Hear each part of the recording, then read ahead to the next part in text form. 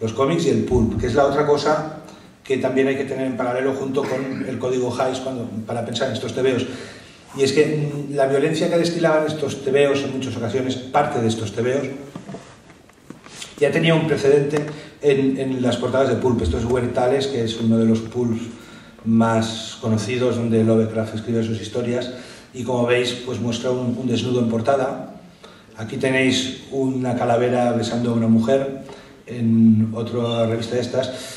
La aparición de calaveras, veréis que es constante, y uno no deja de pensar que hay una conexión con lo que era la danza macabra o la danza de la muerte, que es una imagen medieval relacionada con la peste, y hay miles y miles de imágenes de calaveras, en algunos casos bailando y en otros casos atacando a personas. Esto es de la Catedral de Berna.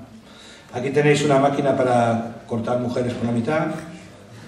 Como veis, aquí otros tipos pérfidos amenazando a una chica que lleva unos cinturones metálicos.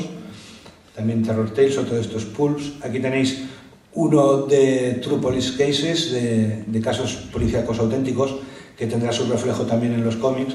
Y aquí La Sombra, que es uno de los héroes pulp, pues aguantando la cabeza de un villano. Y eso se trasladó también a las portadas de los cómics. Como veis aquí, el héroe está salvando a una chica a la que están asando en un palo, supongo estos tipos verdes para crujírsela. O esta imagen de Black Terror, que es un superhéroe, una especie de justiciero que tiene sus poderes mediante una droga que toma. Y tenéis una chica atada con bikini. Os recuerdo que el ombligo, el código Hays marcaba el ombligo como cosa que no se podía ver en cine, y en las portadas sí se veían. De hecho, un bikini de este tipo no se vería en cine hasta que en el 64 salió Ursula Andrews en El Doctor No, de película. En cambio, los cómics estaban mostrando este tipo de imágenes que en cine no se podían ver. Y enseguida los cómics, y sobre todo los superhéroes, se fueron a la guerra.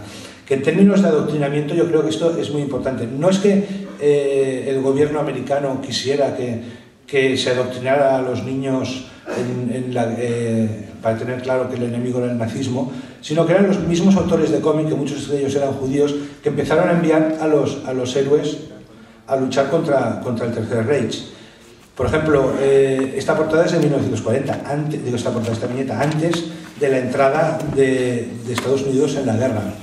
Lo mismo esta viñeta del Capitán América, esta portada, en la que veis al Capitán América pegándole un mamporro a Hitler. A Hitler le dieron mucho, ¿no? También es anterior a la entrada de Estados Unidos en la guerra. O esta portada de la Liv Gleason, de la editorial Liv Gleason, que además tiene un toque pop muy chulo, ¿no? Porque parece la imagen de Hitler, no está claro si es como una especie de fotomontaje, y también los héroes iban a por él. Y esta, por ejemplo, coincide esta portada con el ataque de Pearl Harbor. Es del mismo mes, en la cual Hitler y un japonés están metiendo a la chica en un horno, y viene el Mystic, el Destroyer, a salvarlas. O sea, yo creo que una de las cosas que hicieron que los psiquiatras se preocuparan es porque veían que los cómics estaban haciendo propaganda, ya digo, inocente, porque no venía impulsada, y la gente de hecho quería consumir. Si no tuvieran éxito este tipo de portadas, no se hubieran hecho, seguro, porque esto era una industria, además una industria subcultural y muy, cuando digo subcultural, quiero decir, muy de explotar los instintos, ¿no? Y si una cosa vendía, pues venga, a sacarlo como churros. Y lo veían como una forma de doctrina. Aquí tenéis otra portada del 43, también con los japoneses malos, y como veis la postura de la chica es entre una mezcla de sensual, desde un punto de vista también sadomasoquista y con el cuero negro. O aquí tenéis un disparo a bocajarro en una portada contra un japonés. También se hacían chistes. Y aquí tenéis ahora interior de viñetas. Por ejemplo, aquí tenéis a Hitler reconvertido en una especie de araña y una gente, veis ahorcados de fondo, una decapitación. Lo de la decapitación en los tebeos de esta época es una constante. O sea, por algún motivo la decapitación les parece muy... O sea, dibujan decapitaciones una por doquier. Aquí tenéis pues una decapitación con el ejecutor japonés Aquí veis en detalle cómo se decapita en una de las viñetas, y aquí veis, pues mirad, la de cadáveres sin cabeza que deja a su rastro este salvaje. Esto es Starlux de Fletcher Hanks. Esto es un descubrimiento.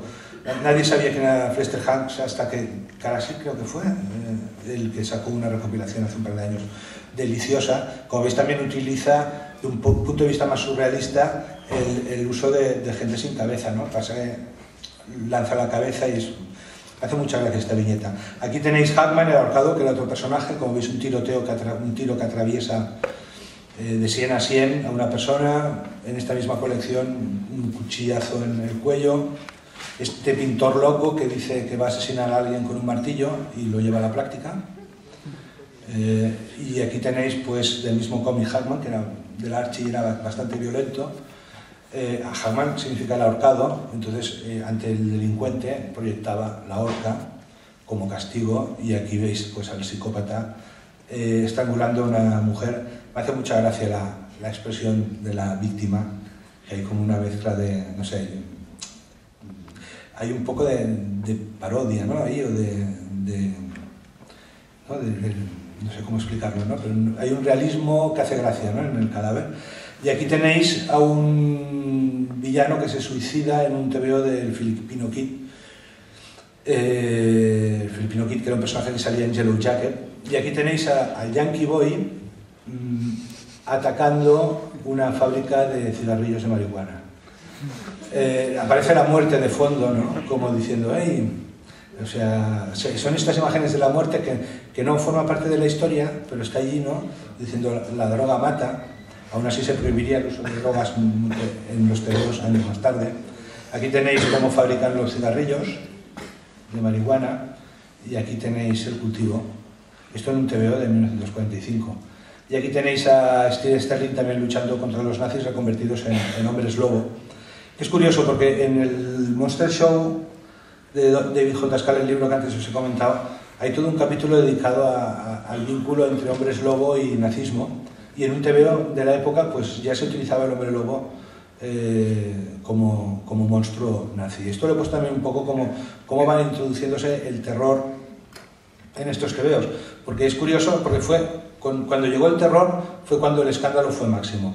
Cuando había estos TVOs de superhéroes, pues sí, Werthmann decía que es como dejar entrar a Nietzsche en las guarderías, y con los cómics de crimen, pues que veremos, también eran muy criticados, pero cuando fueron criticados totalmente es cuando apareció el terror, ¿no? Que a mí siempre me hace gracia porque pienso que, como veremos, los de crimen los policíacos tenían elementos mucho más contundentes que el terror. Pero antes de que el género del terror, por derecho propio, veis otra calavera en una portada. Aquí tenéis una decapitada, también en un TVO, cuyo contenido interior eran tiras para niños, humorísticas, pero en portada pusieron este guardia de la Torre de Londres asustado por la cabeza.